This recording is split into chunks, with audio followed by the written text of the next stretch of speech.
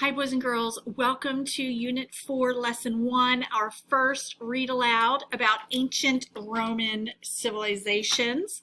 So let's go ahead and get started. You're going to be listening to determine the main idea and supporting details in today's read aloud. You're also going to record new findings on Activity Book page 1.1. in the read aloud notes. So you'll be filling in things about those pictures there and things that you learn. So listen carefully to hear more about the ancient civilization that developed long ago and to find out how we have gained so much information about their way of life. Here we go. This is modern Rome with the aerial view of the Coliseum. Maybe some of you have heard of the Coliseum and maybe you haven't. We're going to learn about it. What is Rome? Rome is the capital city of Italy, which is a country in Europe. This aerial, meaning overhead, over in the air, this aerial scene shows what you might see if you visit Rome today.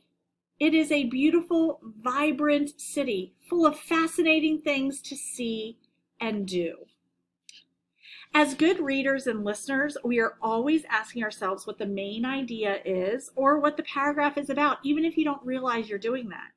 When I read the first paragraph, I noticed lots of details that explain that Rome is beautiful and vibrant.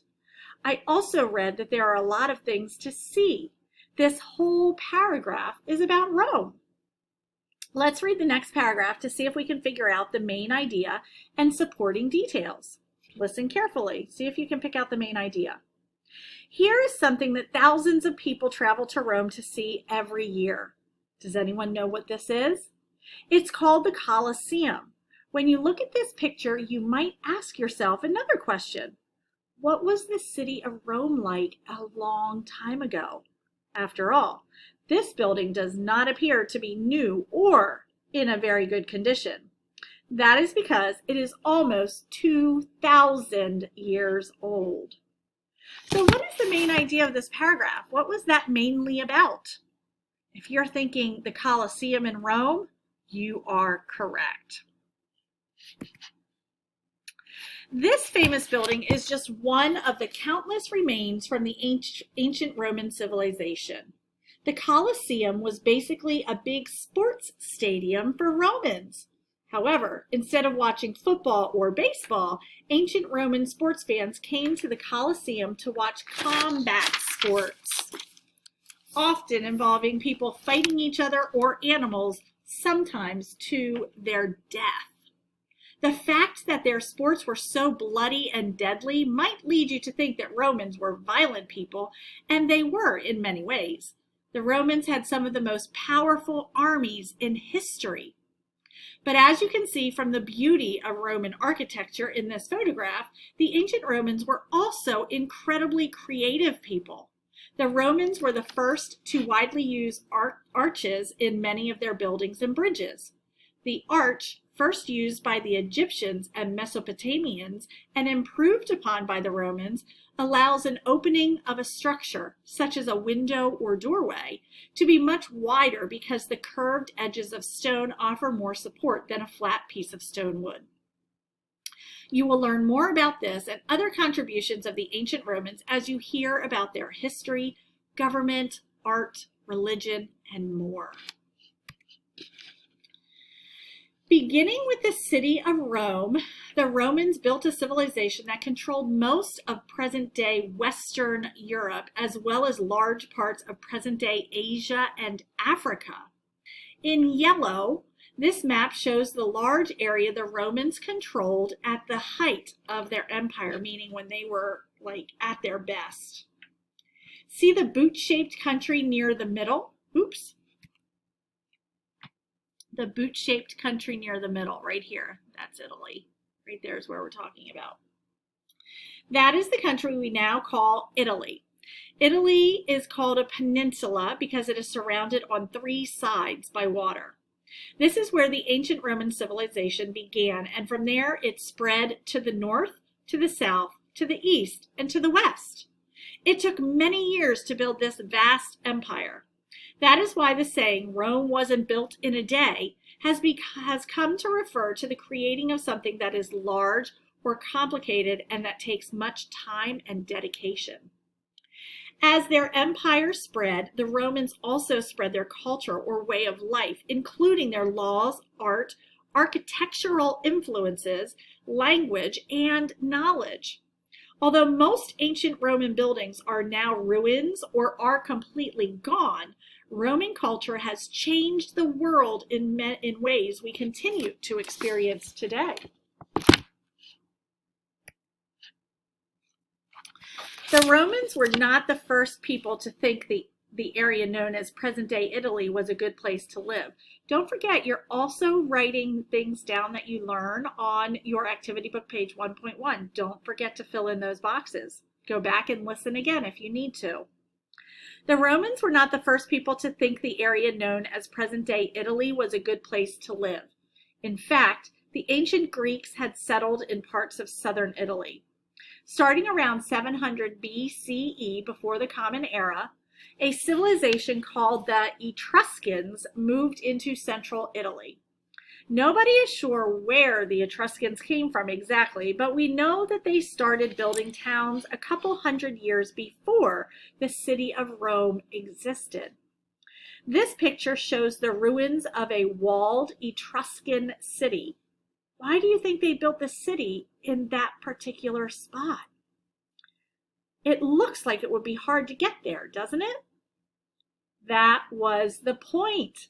Despite its beauty and all that the land and nearby sea had to offer, Italy, and basically everywhere else in the Mediterranean region at the time, could be a dangerous place. The Etruscans weren't the only people living in this region. There was always a chance that another group of people would come along and decide they wanted to call the area of present-day Italy their home, or steal all the resources they could from the people who already lived there. In those times, it was smart to build a city on a steep hill surrounded by high walls for protection from invaders. The Etruscans and Greeks were only two of several groups to settle on the peninsula of Italy. Many of these cultures would essentially be mixed together to create Roman culture. Like other people during that time period, the Etruscans were fond of stone sculptures. In some areas, the hills and mountains have large sections of hard white stone called marble. Ancient Etruscans carved gorgeous sculptures from this marble more than 2,000 years ago. Etruscan art and architecture, such as painting, sculpture, and building designs, helped shape Roman art and architecture. These are items in a museum today, like countless other Roman artifacts in museum collections all over the world. An artifact is an object that was created by a person who lived long, long ago. An artifact is like a door to the past. Tools, weapons, jewelry, artwork, pottery, and household items such as dishes or pots are all examples of artifacts that provide clues about how people and allow us to see into the past. Clues about people, and allow us to see into the past. Artifacts, along with ruins like the Coliseum, roads, and bridges, teach us the way ancient Romans lived, worked, played, and fought. Some of these remains are easy to see, like the ruins that dot the Italian landscape. Others have been buried for many years and continue to be discovered during archaeological digs. Archaeologists are puzzle solvers. They find little clues hidden in the ground, broken shards of pottery, an arrowhead, a few beads, and bit by bit, they piece together a story about the people who created these things. Make sure you're writing something about this artifact or artifacts in general on your page. One thing that allowed Rome to spread so far and wide was its system of roads. In many conquered areas, the Romans built paved roads for their armies and to make traveling and trading easier. These roads were able to last many years because they were made with concrete, a hard, strong material made by mixing water with cement, sand, and pebbles and allowing the mixture to harden. The Romans were the first to invent this particular mixture, which is still used in modern times. Rome became known for its many well-built roads, which created a network along which some of Europe's finest cities and richest lands developed. Some of these concrete roads still exist today, as does the saying born of this time, all roads lead to Rome. Don't forget to fill in activity book page 1.1 with your things that you learned about these pictures. If you need to go back and listen again, go ahead and do that.